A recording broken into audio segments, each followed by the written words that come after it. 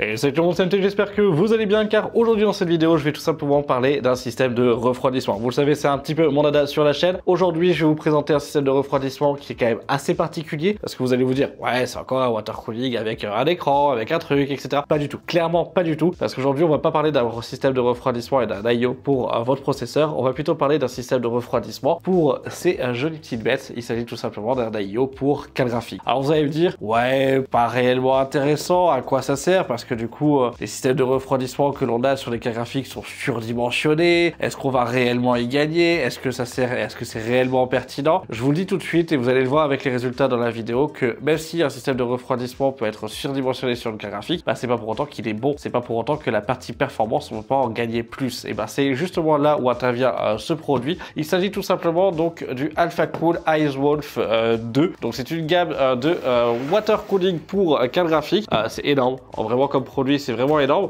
mais c'est pas que finalement un simple IO. AlphaCool donc me l'ont envoyé pour que je puisse vous le présenter, mais ont développé donc toute une gamme d'IO spécifique pour beaucoup de cartes graphiques. Ça va aussi expliquer la partie tarification, c'est que chaque IO correspond à une carte graphique, il y a un modèle de carte graphique spécifique. Si vous avez une 1650 par exemple, n'attendez pas à voir ce type de produit sortir sur le marché parce que clairement c'est pas adapté pour votre carte graphique, et simplement parce que bah du coup ça vaut pas le coup d'un point de vue tarification, parce que le fait de le développer, de le mettre sur le marché et de le vendre finalement bah, va coûter déjà beaucoup plus cher, et va coûter plus cher finalement à l'achat pour vous que la carte graphique en elle-même. Donc ça va vraiment s'adresser pour des grosses cartes. Ici donc on a une 6900 XT de chez Asus TUF que je vais pouvoir justement water cooler et vous présenter d'un point de vue performance de ce que ça donne et savoir si ça vaut réellement le coup. Comme je l'ai dit juste avant, la partie tarification de ce produit, on est aux alentours des 200 à 250 euros en fonction des revendeurs et en fonction de là où vous le trouvez. Clairement c'est quand même très peu distribué ailleurs, vous le trouvez directement généralement sur le site d'AlphaCool que vous avez directement en description, et c'est vrai que c'est quand même un coût et ça représente un coût. Après la particularité que l'on va voir justement avec ce système, c'est que si vous êtes parti aussi sur un système de refroidissement pour votre processeur chez AlphaCool, vous avez tout simplement la possibilité de pouvoir faire un circuit fermé avec les différents éléments et pouvoir, j'allais dire, connecter et déconnecter les tubes, et ça c'est quand même assez particulier pour pouvoir justement faire une boucle complète et avoir donc votre système de refroidissement pour la carte graphique dédié et aussi le système de refroidissement pour le processeur, mais tout ça sur une seule et même boucle. C'est là où AlphaCool a vraiment bien pensé son écosystème, et c'est vrai que c'est quand même ultra agréable. Bref, je pense que j'en ai déjà trop dit. Si vous aimez ce type de vidéo où je vous présente des produits un petit peu particuliers, bah, n'hésitez pas à me le dire directement en commentaire, à mettre un pouce bleu, à vous abonner, à activer la cloche de notification pour être au courant de toutes les prochaines vidéos. C'est ce qui m'encourage à vous produire du contenu. Et c'est vrai que pour attaquer cette vidéo, je me suis vraiment posé la question comment est-ce que j'allais faire et comment est-ce que j'allais justement vous proposer ce test. Ce que je vous propose, c'est que déjà on voit ce que ça donne sur la 6900 XT d'un point de vue donc température sur les différents jeux, sur les différents benches à l'heure actuelle, comme une carte classique. Puis après je vous montre comment se constitue le kit avec l'unboxing, le montage sur cette dernière, et puis voir d'un point de vue résultat, et après on en parlera au niveau de la PSP conclusion. Je tiens quand même à préciser que même si c'est AlphaCool qui m'ont envoyé le produit, je ne suis strictement pas payé pour pouvoir justement vous en parler, et je suis libre et je serai totalement objectif sur ce produit. Si ça ne sert à rien, je vous le dis. Si c'est trop onéreux pour ce que c'est ou autre, du coup je vous le dirai aussi. Vous inquiétez pas, ça vous pouvez compter sur mon objectivité à 100%. Bref, sur ce, je vais vous passer les résultats donc de la 6009 avec les beaux petits graphiques comme d'habitude, et puis on se retrouve juste après pour l'unboxing et la présentation ainsi que le montage du Icewolf 2 de chez AlphaCool. C'est parti. Et donc là, comme vous pouvez le voir, on a les performances donc en FPS et en température de la RX 6900 XT donc d'Asus TUF, posée donc sur un 12900K avec 32 Go de RAM en 6000 MHz. Au niveau des jeux, donc on a The Witcher, Hogwarts Legacy, Apex, The Last of Us, Warzone 2, Sons of the Forest ainsi que Star Wars Jedi Survivor. Comme vous pouvez le voir, on a des, j'allais dire classiquement finalement, des performances qui sont largement bonnes mais qui sont cohérentes avec la 6900 XT. Tous les tests ont été effectués en ultra en 4K. The Witcher 3, comme vous pouvez le voir, on a une température de 78 degrés pour 55 FPS. Hogwarts Legacy 73 degrés pour 86 FPS, 18 degrés pour Apex contre 217 FPS. The Last of Us 73 degrés pour 70 FPS. Warzone 2 74 degrés contre 115 FPS. Sons of the Forest, on est à 69 degrés avec 94 FPS obtenus. Et Star Wars Jedi Survivor 75 degrés pour 74 FPS. Clairement ça reste largement bon, les températures sont un petit peu enlevées en fonction des jeux, notamment par exemple sur Apex. Les tests ont été est effectué pendant donc les benchmarks d'une demi-heure directement sur Apex, dans la zone d'entraînement pour éviter l'aspect aléatoire des games. Mais clairement, on est vraiment du coup sur les températures qui sont correctes déjà de base au niveau de la partie carte graphique. On est sur les températures du processeur, donc pas sur le hotspot de la carte. Et en termes de gestion globale, le système de refroidissement fonctionne plutôt bien. Donc ça, il n'y a pas grand chose d'autre à dire. On reste du coup sur une bonne carte de chez Asus. Et voilà, vous avez pu le voir avec les différents résultats. Alors il n'y a pas de froid encore parce que pour moi c'est la même journée, mais vous avez pu voir au niveau des résultats que physiquement parlant, on se retrouve avec des performances très classiques du 6009 XT. Ça, on s'en doutait, il n'y a pas de souci et ça reste normal. Au niveau des températures, comme vous avez pu le voir, parce que je vous ai mis les FPS moyens et je vous ai mis aussi la température maximale atteinte par jeu, finalement on est quand même sur des températures qui sont conformes et cohérentes. Mais c'est vrai que du coup ça reste pas non plus très excessif, on n'est pas sur des températures qui sont ultra élevées. Là maintenant on va tout simplement voir ce que ça donne et je vais vous déballer tout ça pour pouvoir vous présenter le Icewolf 2. Donc au niveau du Icewolf 2, je suis debout, c'est normal, c'est parce que la boîte est vraiment très grande. Pour pouvoir vous le filmer correctement, vous verrez plus cette partie là. Clairement on se retrouve avec un packaging qui est quand même très imposant. Hop, pour pouvoir vous ouvrir et que vous puissiez voir directement ce que l'on retrouve à l'intérieur, vous allez retrouver ici donc une notice explicative qui est quand même bien détaillée par modèle pour le montage tout simplement en fait du système donc de water cooling. Vous avez les différents PCB donc qui sont montrés. Donc ça va être une fois que vous allez avoir enlevé le système de refroidissement de votre carte graphique. Après vous avez donc tout le reste vis-à-vis donc la partie connectique et backplate. Ici vous avez donc tout ce qui va être notion de garantie et encore ici donc le manuel d'utilisation avec les différentes connectiques, comment est-ce que vous pouvez faire, etc. C'est vraiment très bien guidé, vraiment très bien montré. Donc ça, n'hésitez surtout pas à vous y reporter, c'est quand même assez intéressant et c'est surtout que c'est important pour pas faire de bêtises. On va enlever la petite mousse de protection et là on a vraiment le gros du sujet. Clairement on se retrouve avec une boîte avec pas mal de choses. Ça peut faire peur, franchement ça peut vraiment faire peur au début, mais vous inquiétez pas. Ici vous allez retrouver donc trois ventilateurs qui sont des ventilateurs donc classiques ARGB. La seule chose aussi c'est que là vous avez donc une connectique propriétaire. Ils vont tous pouvoir se splitter ensemble et après on va avoir donc le hub au niveau de la partie connectique. Donc ça on va le mettre juste à côté, c'est tout ce qui va être refroidissement donc AR. Ici vous allez retrouver donc le kit d'installation. Donc à l'intérieur de ce kit là on va le détailler juste après, mais c'est vrai que vous avez tout le nécessaire pour pouvoir faire une installation correcte et notamment là vous le voyez directement donc le splitter propriétaire pour la partie ARGB donc pour le connecter à la carte mère. Une fois que vous avez ça, hop, ici on a l'aspect câblage, mais là on se retrouve avec le gros du sujet. Donc on a tout simplement le radiateur donc en 360 mm parce que là du coup j'avais pris une version 360 mm directement et ici vous avez donc le waterblock de fourni. Je vais juste poser ça et mettre le carton à côté. Voilà. Ici juste avant donc j'ai pris l'option avec donc la backplate parce que vous pouvez très bien utiliser la backplate d'origine de votre carte graphique en fonction du modèle, sinon prendre une backplate spécifique.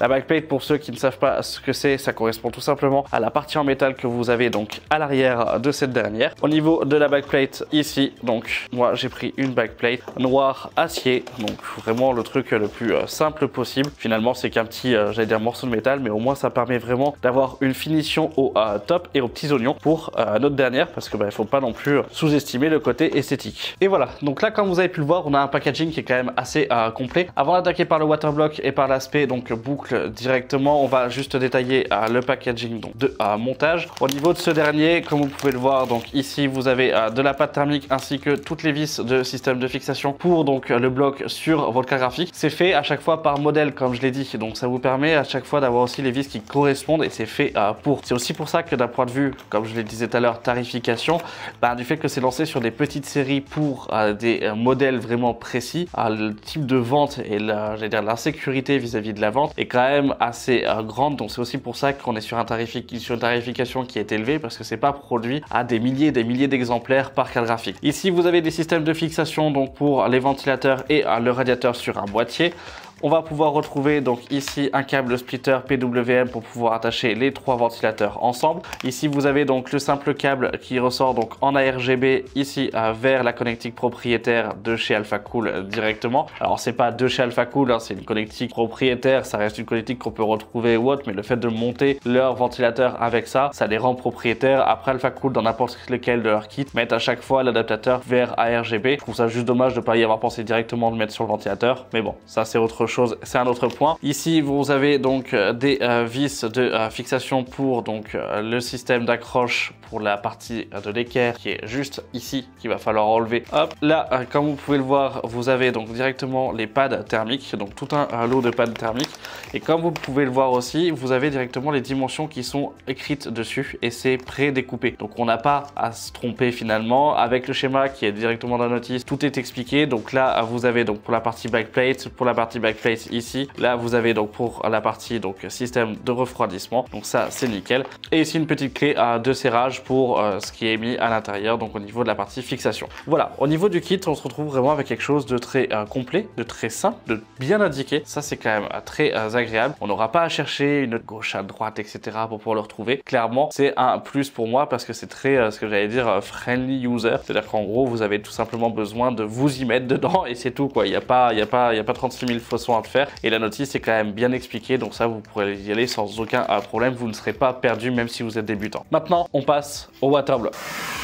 Hop là. Donc cette partie-là, c'est ce qu'on appelle le waterblock. C'est un waterblock donc GPU. Et comme vous pouvez le voir physiquement, on a quand même un gros morceau. C'est pas un petit produit. On est vraiment sur quelque chose quand même en fait d'assez gros. Donc c'est vrai que c'est, j'allais dire, assez impressionnant comme ça directement. Comme vous savez, on est sur un circuit donc un AIO. C'est-à-dire que ici vous avez directement la pompe qui se retrouve donc juste ici avec donc le logo Radeon RX et la marque Icewolf directement dessus. Ici vous avez les deux tubes qui sont présents avec donc les deux embouts. Ce sont des embouts qui sont rotatifs, donc vous allez pouvoir justement mettre vos tubes n'importe dans quel sens que vous le souhaitez. Ici vous avez l'entrée, ici vous avez la sortie. C'est indiqué pour la simple et bonne raison que si vous souhaitez changer les embouts et pouvoir passer sur d'autres embouts et voire carrément pouvoir changer les tubes, vous pouvez le faire. C'est-à-dire que c'est vraiment vendu là en un kit en lui-même directement, mais si vous le voulez, vous pouvez très bien y rajouter à vos embouts de water cooling custom et faire votre sauce et pouvoir réutiliser ce produit. Donc c'est là tout l'intérêt justement de ce type de produit là, et l'intérêt qu'on va avoir chez Alphacool, c'est que tout est modulable, il n'y a rien de fixé, il n'y a rien de 100% propriétaire. Vous avez à chaque fois la possibilité de pouvoir évoluer, de pouvoir changer votre configuration. Ici on va se retrouver avec le radiateur en 360 mm, donc qui lui est de qualité, donc ça il n'y a pas de souci. Sauf qu'au niveau des tubes, certains l'auront vu. Hop, je vais l'enlever pour que vous puissiez voir.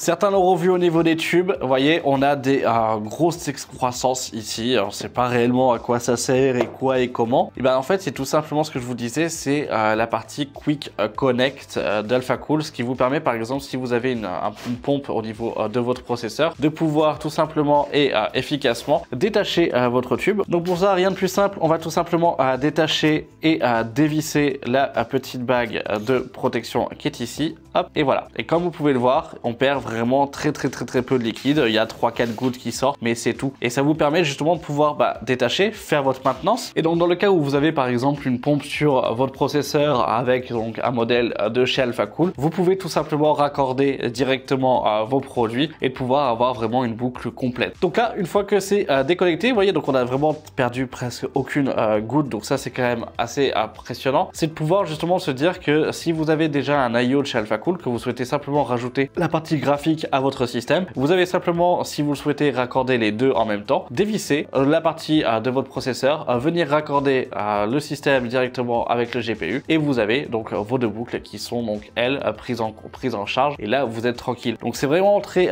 agréable, il n'y a pas besoin du coup en fait de faire beaucoup plus, et au moins là vous êtes tranquille. Après pour revisser c'est pareil, hein, pas de problème en fait non plus. Hop, on vient juste forcer un petit peu, remettre la bague, et après c'est tout. Et on perd pas pas d'eau, il n'y a pas de perte de liquide. Ça se fait juste et ça vient se clipser que quand vous venez faire votre serrage et c'est fini, on n'a pas de fuite et ça c'est vraiment propre et ça il n'y a pas de problème. Donc ça vous permet aussi de pouvoir vraiment faire votre entretien, de pouvoir vous dire bah tiens je veux nettoyer du coup juste mon radiateur parce que bah, j'ai de la poussière et au fur et à mesure des années ça se fait. Et c'est là l'avantage de ce type de système comparé à du système de water cooling custom, c'est qu'avec un water cooling custom, si vous souhaitez enlever votre radiateur, vous êtes obligé de purger, de tout enlever, etc. en fait dessus, de refaire vos tubes si c'était des rigides parce qu'ils auront dû bouger au fur et à mesure, de perdre du liquide avec bah, du coup la vidange que vous allez faire en même temps. Là, pas de besoin. Là, vous êtes vraiment tranquille. Vous venez dévisser, vous enlevez le rad, vous le soufflez, vous le remettez, vous remettez vos ventilateurs, vous revenez revisser à ce moment-là et c'est terminé. Vous avez fait votre entretien au niveau de la partie poussière et vous êtes tranquille. Donc ça, c'est vraiment un plus pour moi parce que ça permet de rendre, j'allais dire, assez accessible la performance d'un water cooling custom face à le côté vraiment technique du water cooling custom qui est pour moi en fait l'un des plus gros défauts de ce type de water cooling à ce moment-là. Ici, vous avez le câble pour le connectique au niveau de la pompe, donc ça c'est pas mal. C'est vrai que généralement, du fait que votre carte graphique elle va être comme ça dans votre boîtier, hop, je vais le montrer en fait indirectement, mais votre carte graphique elle va être comme ça dans votre boîtier. C'est vrai que ce câble là, on a souvent le water cooling pompe qui est en fait en bas. Par exemple, quand on a en fait des grosses cartes mères ou autre, vous avez un deuxième water cooling ou un deuxième fan water cooling qui est souvent en bas ou sur le côté. C'est pas mal. Après, je trouve que bah il aurait peut-être fallu penser à l'intégrer directement, par exemple en dessous, qui ressorte par exemple sur le dessous ou dans le plexi par exemple, là où il y a rien physiquement, parce que bah d'une, je trouve qu'il est un peu court, parce que si vous voulez monter au niveau du processeur, bah il y a rien d'esthétique et hop, vous allez le plugger, c'est pas évident. Au niveau des trous, au niveau de la partie alimentation, du fait que les câbles d'alimentation sont là, donc on peut venir le cacher et le faire redescendre avec les câbles d'alimentation pour pouvoir le brancher en bas, pourquoi pas, si on a des branchements libres. Mais voilà, je trouve qu'il est un poil court et peut-être un petit peu mal placé, mais d'un côté je me dis où est-ce que je l'aurais placé autrement, bah il n'y a pas non plus 36 000 façons, donc d'un côté je peux comprendre. Ici vous avez la partie donc ARGB à ce moment là, où là vous pouvez directement les connecter avec les ventilateurs à l'arrière, donc ça vous ferez votre gestion au niveau du câblage, ça pas de souci. Voilà, c'est un petit peu tout. Maintenant ce que je vous propose c'est qu'on passe au démontage de la 6900 XT, qu'on passe au montage de ce dernier et comme ça on voit ce que ça donne. C'est parti. Donc pour le démontage remontage, moi ce que je vais tout simplement vous proposer déjà dans un premier temps, c'est qu'on va essayer de se désencombrer au maximum pour que ça soit le plus pratique. Donc pour ça, comme je l'ai dit, hop, on vient dévisser notre beau petit radiateur tranquillou, comme ça on s'embête pas et on peut l'éjecter facilement. Voilà, toc, deux petites gouttes d'eau, toc toc toc toc toc toc toc, et voilà. Donc là, moi j'ai mon radiateur sur le côté, j'en parle plus. Maintenant cette partie là, donc hop, je viens mettre mes tubes directement aussi sur le haut pour pas être gêné à ce moment là, toc, et ça je vais le mettre juste sur le côté pour l'instant pour justement pas être gêné, et on va s'occuper de la carte graphique en premier. Pour démonter votre carte graphique, je vous conseille clairement, et ça c'est les outils que j'utilise au quotidien, une plaque aimantée de chez iFixit pour pouvoir repérer exactement où sont vos vis, donc ça vous serez vraiment tranquille. Et ici pareil, donc un kit de tournevis de précision. Ici vous avez le kit Manta de chez iFixit, c'est pas du tout un placement de produit, c'est juste que je trouve que les embouts iFixit et les kits de tournevis iFixit sont vraiment de très très bonne qualité. Vous les payez un petit peu cher, mais clairement ils tiennent dans le temps et c'est vraiment très utile, surtout quand on a à faire ce type de manipulation. Vous avez tous les embouts, que ce soit même du propriétaire pour Apple ou autre, vous êtes vraiment tranquille. Donc ça, il n'y a pas de souci. Vous embêtez pas avec d'autres kits chinois, etc. qui vont vous tenir de démontage. Voilà, là ça sert à rien. Ce qu'on fait, c'est qu'on prend notre belle petite carte graphique, hop, et on va tout simplement s'atteler au démontage. Donc on vient sélectionner les embouts qui conviennent et hop, on enlève tout. Clairement, voilà, il n'y a pas de chichi, pas de pompon. On enlève tout directement. On vient placer nos vis là où il faut sur la plaque, comme ça vous avez au moins votre repère et vous ne les perdez pas. Dans tous les cas, pour les outils, je vous mettrai des liens en fait en description si vous le souhaitez à ce moment-là, que ce soit sur Amazon ou directement chez iFixit si vous souhaitez les acheter en fait chez iFixit directement. Après, généralement d'un point de vue tarification, iFixit est, j'allais dire, quand même assez cher, contrairement en fait à d'autres kits qu'on peut retrouver en fait sur AliExpress ou autre directement. Mais au moins là, vous avez en fait certaines qualités et vous avez surtout des produits qui sont quand même assez robustes et qui sont fiables. En plus, petite particularité, vous l'avez peut-être vu la démonter, le tournevis tourne sur lui-même ici. Donc c'est à dire que vous avez juste à le plaquer avec le haut en fait de la paume et là vous pouvez tourner sans aucun problème. Donc c'est vrai que ça évite d'avoir appliqué une grosse force avec le poignet. C'est juste cette force là qui fait que ça tourne et vous niquez pas directement vos vis. Donc là hop, je viens d'évisser l'intégralité de la backplate. Donc on va tout simplement, hop, nous l'enlever. Donc là, vous voyez qu'on avait les pads initiaux donc de la teuf. Je viens la mettre de côté parce que je vais tout simplement plus du tout en avoir l'utilité. Ça, je les avais déjà débranchés, mais c'était les câbles de connecteur donc du système de ventilation. Et on va donc venir enlever ici première vis du système de refroidissement. Hop, deuxième vis ici, donc avec le haut et le bas. On va venir aussi enlever les vis sur le latéral de la carte graphique. Hop, donc ça, même si je dois pas toutes les enlever, c'est pas grave, au moins c'est fait. Je les remonterai après sans aucun souci. J'ai pas de problème avec ça. Toc, toc, toc, toc. Et maintenant, on s'attaque à la partie donc du processeur qui est en dessous. Voilà, hop, vous avez les ressorts directement. Voilà. Alors après, il faut éviter que ça force de trop sur un ou deux directement. C'est normal que ça fasse cette réponse, que ça ressorte comme ça. Hop, ça, on vient le plaquer directement en dessous. Donc là, on a toute notre belle petite carte graphique. On va pouvoir enlever, hop, le système de refroidissement. Et là, vous avez donc notre belle petite carte graphique qui est tout simplement et entièrement dénudée. Voilà, elle est à poil. Maintenant, ce qu'on va faire, c'est qu'on va tout simplement nettoyer. Alors pour nettoyer la partie pâte thermique que vous aviez en fait dessus, ça va être très simple. Vous prenez un coton-tige et vous nettoyez, d'accord? Il faut vraiment qu'il y en ait plus. Et ça, faites-le soigneusement. Vous ne la passez pas sous l'eau, vous n'utilisez pas une lingette de Saint-Marc ou de Monsieur Propre ou autre. Non, ça se fait à sec et vous le faites à ce moment-là avec un sopalin. On passe un petit coup et c'est parti, ok? Donc là, maintenant ça, j'en ai plus besoin, je le dépose, hop, et je reviens pour nettoyer ça. Voilà, pâte thermique à nettoyer, donc on a notre carte graphique qui est toute propre. Maintenant, ce qu'on va faire, c'est qu'on va tout simplement la poser sur le côté et on va s'attaquer à la disposition des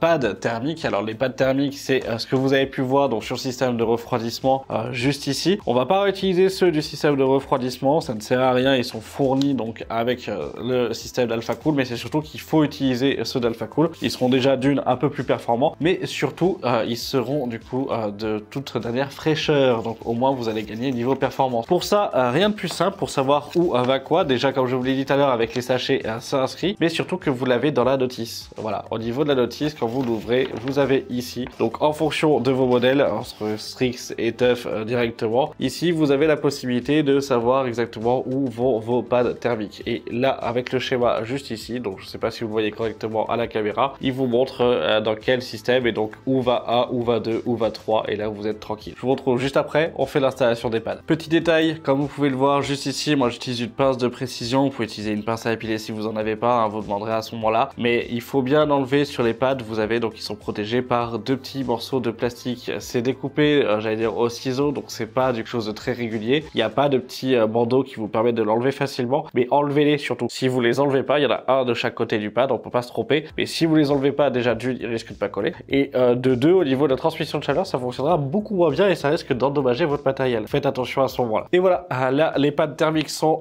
placés pour l'aspect donc tout simplement du bloc. Maintenant, on va s'attaquer à la partie black plate, mais avant ça, et c'est ce qu'on va faire directement, c'est surtout reposer donc la pâte thermique directement sur notre carte graphique et après, on va venir hop, la retourner pour pouvoir la placer. Après, on remettra donc nos pads thermiques sur l'arrière en fait, hein, tout simplement de la carte graphique, y placer notre backplate, refermer le tout et c'est terminé pour le montage.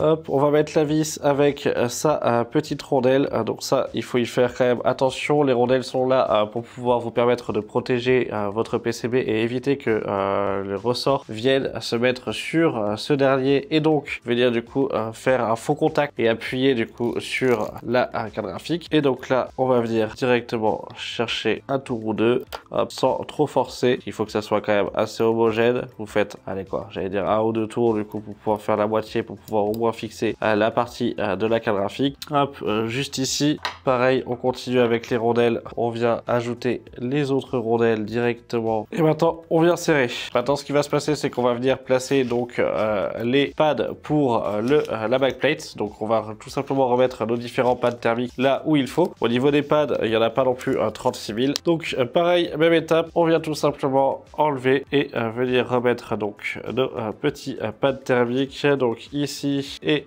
juste ici directement, hop, voilà, comme ceci. On essaye quand même que ça recouvre tous les composants, donc qui doivent être refroidis ici. Et donc là, hop, je viens tout simplement et correctement l'aligner là où il faut. Et après, on va tout simplement réutiliser donc les vis fournies avec pour que ça puisse transpercer. Donc, on vient tout correctement aligner. Donc, faites vraiment attention à ce que ça soit bien aligné à ce moment-là. Sinon, vous risquez de foirer les pads aussi en dessous. Donc, il faut quand même y faire attention. Si vous avez peur, si vous avez pensé que vous vous êtes foiré au niveau du placement, donc des pads parce qu'ils ont peut-être bougé ou autre, ça peut arriver, d'accord? Vaut mieux à ce moment-là retirer la backplate, vous la retirez, vous vérifiez que vos pads sont bien placés et à ce moment-là, vous la remettez. Voilà, c'est juste du coup en fait un petit conseil. Et voilà, là vous avez donc directement tout le waterblock qui est monté sur la carte graphique, comme vous pouvez le voir. Donc tout s'aligne bien, tout est nickel, ça il n'y a pas de souci. Voilà, donc un petit peu après avoir nettoyé le plan de travail, clairement vous pouvez le voir. Donc on a tout simplement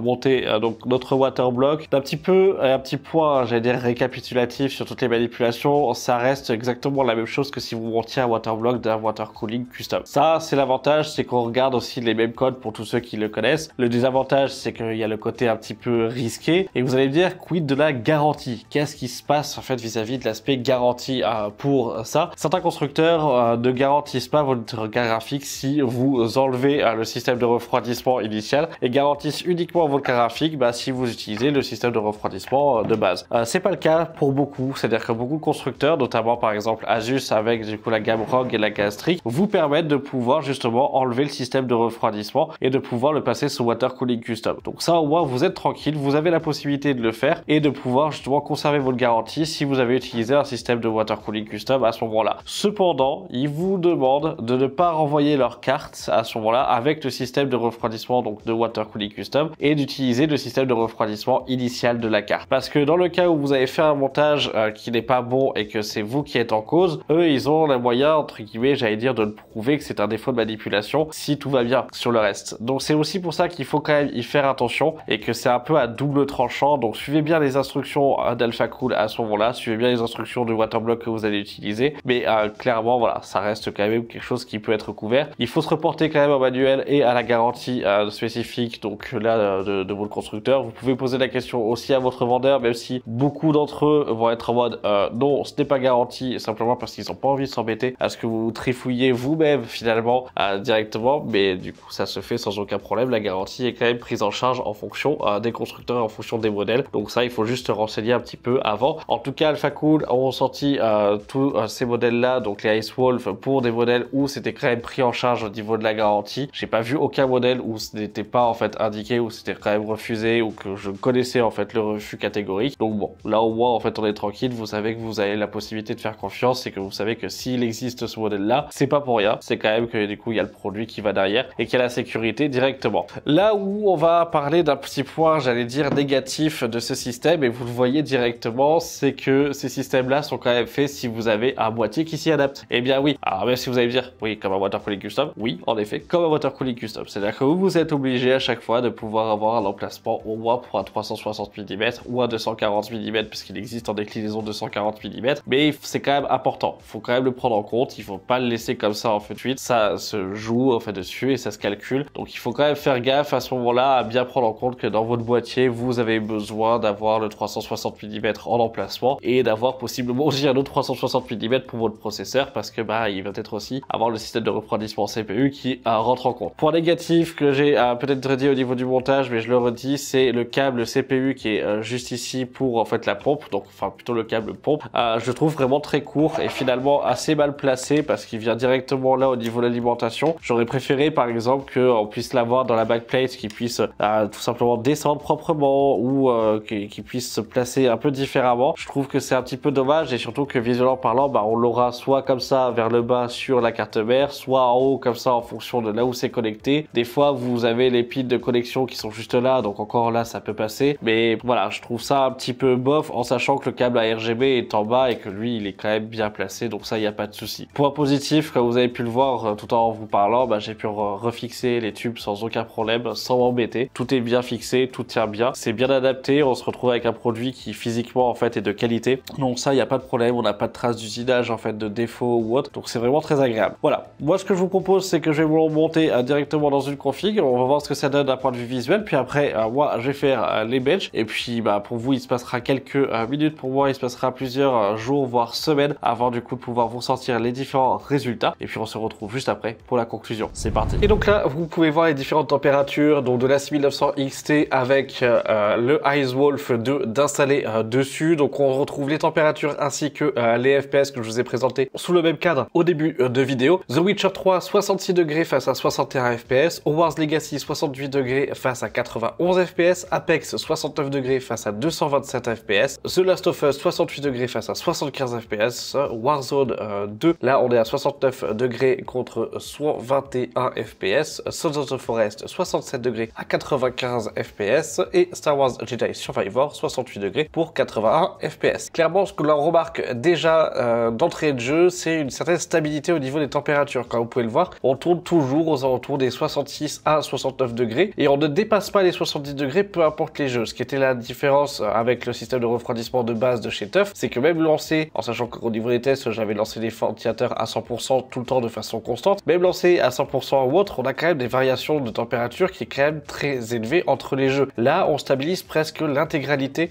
des températures. Au niveau de l'aspect FPS, est-ce que ça a un impact? Est-ce qu'on va vraiment avoir une différence ou pas? Et est-ce qu'au niveau de température, l'écart est si significatif que ça? Et bien, c'est tout simplement ce que je vais vous présenter juste après avec donc le tableau suivant, où là, on va tout simplement donc se retrouver avec les températures en écart entre l'Asus TUF, donc le système de refroidissement de base, et face au AlphaCool Icewolf 2. Sur The Witcher, comme vous pouvez le voir, donc on était avec le Asus TUF, donc en orange à 70 degrés face à 68 degrés pour le Icewolf, Hogwarts Legacy 73 à 68, 78 face à 69 pour Apex, The Last of Us 73 à 68 degrés, Warzone 2 74 à 69 degrés et 69 degrés face à 67 pour Sons of the Forest et Star Wars Jedi 75 degrés à 68 degrés. Clairement, les écarts de température sont quand même assez élevés entre les deux. On voit quand même qu'on a des températures qui sont totalement, j'allais dire, assez variées et variables quand on est sur le système de refroidissement, donc à air de chez Asus TUF. Là, sur le AlphaCool Icewolf 2, on a quand même quelque chose de beaucoup plus stabilisé. Les écarts de température sont grands quand vous avez presque 10 degrés de gain sur Apex par exemple, ou que vous êtes à 5 à 6 degrés sur Warzone 2, ou même un peu plus du coup en fait de 6 degrés avec Star Wars Jedi Survivor. Clairement, ça reste quand même assez impressionnant. Mais est-ce que ça a réellement un impact sur l'aspect FPS? Est-ce que c'est que des performances de température que l'on gagne? Est-ce qu'on a des gains nativement en FPS avec ces changements-là? Et ben, c'est ce que je vais vous montrer juste maintenant, où là, on se retrouve avec les différents gains en FPS. Directement, donc, avec l'Asus TUF, sur The Witcher 3, on était à 55 FPS contre 61 avec l'Icewolf 2. Hogwarts Legacy, 86 FPS face à 91 FPS avec le Icewolf 2. Avec, sur Apex, on passe de 217 à 227 FPS. The Last of Us, on passe de 70 à 75 FPS. De Warzone 2, on passe de 115 à 121 FPS. Sons of the Forest, 94 à 95. Et Star Wars Jedi Survivor, on passe de 74 à 81 FPS. Autant vous dire que le gain est présent, certes, ça c'est indéniable en fait dessus, on a des performances qui sont supérieures. Cependant, on n'a pas des performances qui sont supérieures de 45 ou 50% ou autre. Donc c'est vrai que le gain en FPS est quand même assez faible. Le gain en température se ressent quand même beaucoup, mais le gain en FPS est assez faible. Là, on va pouvoir sentir son impact du jeu et pour beaucoup, ça va être ultra intéressant. C'est tous ceux qui veulent faire de l'overclocking, qui veulent justement descendre la température pour augmenter les fréquences. Là, vous allez pouvoir beaucoup plus facilement et beaucoup plus aisément parce que justement, vous allez avoir une température qui sera contrôlée, qui soit justement beaucoup plus stable et de meilleure qualité, si je peux dire ça. Mais surtout, ça vous permettra de pouvoir augmenter vos fréquences et du coup d'obtenir beaucoup plus de FPS. Là, et c'est là où tout l'avantage du Icewolf 2, c'est qu'il permettra vraiment et franchement de pouvoir à ce moment-là avoir des gains. Déjà que vous avez un gain de façon native, alors en overclocking, je vous laisse imaginer ce que vous allez pouvoir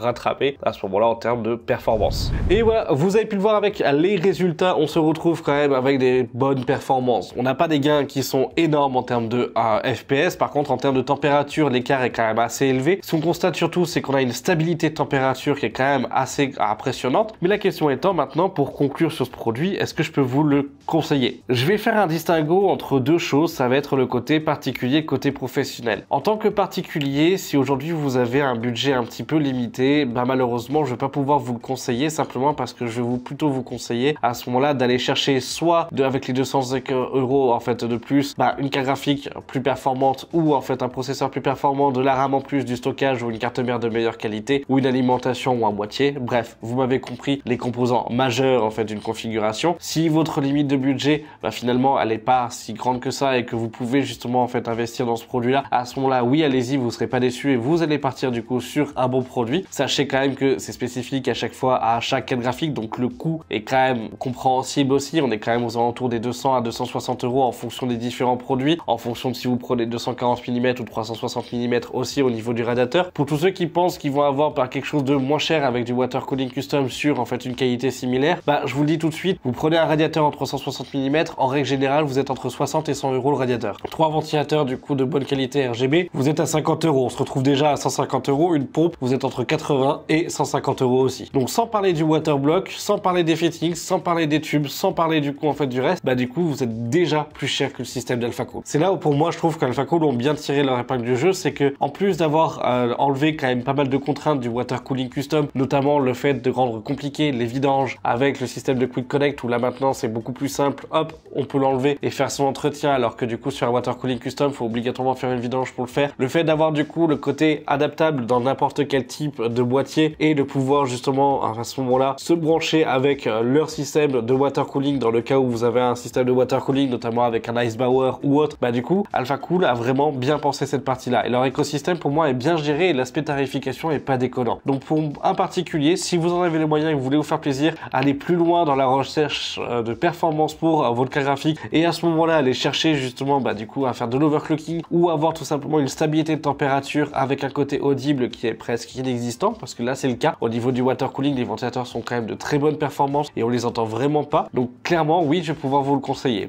Là où pour moi je vais pouvoir vraiment le conseiller beaucoup plus, j'allais dire franchement, ça va être pour les professionnels. Si vous êtes professionnel, que vous souhaitez par exemple, je sais pas moi, professionnel de l'image, de la vidéo ou autre, que vous avez des machines de rendu avec 2, 3, 4 ou 5 cartes graphiques, ou vous souhaitez tout simplement concevoir une machine avec pour l'instant une carte graphique et après vous savez que vous allez en rajouter une deuxième puis une troisième à ce moment-là, clairement ça va être le système que je vais tout simplement vous guider vers ce produit-là, pour la simple et bonne raison et vous conseiller, simplement parce que le fait d'avoir ce système-là vous permet de pouvoir, comme je le disais, débrancher, brancher sur la deuxième et économiquement parlant, brancher sur la seconde puis après par exemple brancher sur la troisième. Ça vous permet que si par exemple il y en a une qui lâche, celle du milieu, hop, vous déconnectez, vous faites passer de la première à la troisième, vous enlevez celle-là, vous la posez de côté, votre machine est toujours fonctionnelle. Vous n'êtes pas obligé, vous n'avez pas votre machine qui est en rade. Ça, c'est pour moi quelque chose qui est ultra en fait intéressant, c'est le côté professionnel où justement vous pouvez avoir et continuer en fait à avoir votre machine en fait dessus et que c'est simplement après du réglage au niveau de la partie logicielle qui va pouvoir vous dire j'enlève un GPU, j'en remets un. Ça, c'est quelque chose qui est ultra important et c'est aussi pour ça que quand on le voit aujourd'hui dans les data centers, et vous avez un reportage d'OVH que je vous mets directement en commentaire, mais clairement vous voyez toutes les machines qui sont sous contrainte avec des GPU et qui sont du coup dans les data centers sont toutes refroidies par eau, alors certes avec des waterblocks faits sur mesure etc dans le cadre d'OVH, mais elles sont refroidies par eau parce que justement ça leur permet d'avoir une stabilité de température et d'avoir surtout en fait quelque chose de constant au niveau des performances et de pouvoir aller plus loin sur les cartes graphiques. Et c'est là où c'est quand même ultra intéressant, qu'au niveau de la partie maintenance tout est fait avec des quick connect et tout est fait pour justement de pouvoir enlever en fait la carte graphique rapidement pour éviter d'avoir un serveur qui soit en rade et du coup une perte de financement et une perte de rentabilité. Donc c'est pour moi ça qui est quand même ultra important, c'est que si vous êtes professionnel et que vous souhaitez partir sur une configuration avec du multi GPU, clairement ça va être quelque chose qui va être utilisé, qui sera vraiment très performant et qui sera pour moi en fait conseillé sans aucun problème. Si vous êtes professionnel et que vous voulez partir sur un seul GPU, si vous en avez les moyens, clairement à ce moment-là vous pouvez partir en fait dessus, vous allez gagner en température, en stabilité, vous allez gagner en fait d'un point de vue sonore aussi, vous n'allez pas gagner non plus énormément en termes de performance, mais ça le fera, mais ça vous allongera la durée de vie de votre machine parce que vous allez pouvoir aussi faire de l'overclocking à ce moment-là dans 5, 6 ou 7 ans quand vous commencerez en fait à avoir la carte qui sera obsolète, où on verra ses débuts, ses limites vis-à-vis de la partie performance et ça vous permettra de repousser un futur investissement. Donc pour moi, oui, ce produit c'est un produit de très bonne qualité. Il a ses défauts au niveau du câblage, au niveau de la compatibilité des boîtiers, au niveau de la partie budget et spécifications en fait dessus. Il a ses défauts d'un point de vue esthétique parce qu'on va pas se le cacher, même si le waterblock est très joli en fait dessus, que les ventilateurs sont sont beaux, bah il faut aimer les gros tubes noirs comme ça, etc. en fait dessus, hein, je suis d'accord. Donc c'est quelque chose où il faut quand même le prendre en compte. Mais pour moi, ça reste vraiment un bon produit et je vais pouvoir vous le conseiller sans aucun problème. Donc si vous avez aimé ce type de vidéo, si vous avez aimé ce type de produit, n'hésitez pas à le dire directement en commentaire. Si vous avez aimé cette présentation, n'hésitez surtout pas à me faire vos retours en commentaire, c'est ultra important pour moi. Et puis quand vous passez par là, à ce moment-là, n'hésitez pas à mettre un pouce bleu si vous avez aimé, à vous abonner, à activer la cloche de notification pour être au courant de toutes les prochaines vidéos. Merci d'avoir regardé la vidéo jusqu'à la fin, je suis très content d'avoir testé ce produit-là. Merci à AlphaCool pour ce test et leur confiance pour avoir envoyé ce produit. D'ailleurs, ils m'ont envoyé pas mal d'autres produits que je vais vous présenter au fur et à mesure là du mois qui arrive. Donc autant vous dire que vous allez être gâtés aussi. Ce vendredi, on se retrouve pour une prochaine vidéo où je vais tout simplement vous présenter un water cooling et pas n'importe lequel. Voilà, je vous laisse deviner lequel à l'intérieur. Je vous dis rien. Bref, sur ce, je vous dis à vendredi. Merci d'avoir regardé la vidéo encore une fois. C'était MT. Salut!